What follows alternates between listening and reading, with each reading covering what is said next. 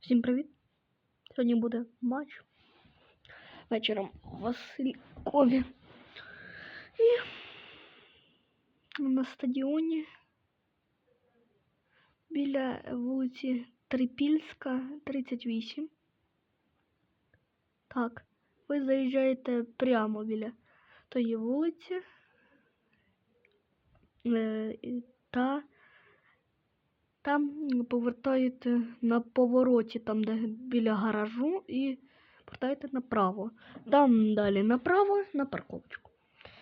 Можна туди приїхати на всьому транспорті. Я там буду. Буду грати воротарем. Ну, звісно, якщо там ще хтось буде.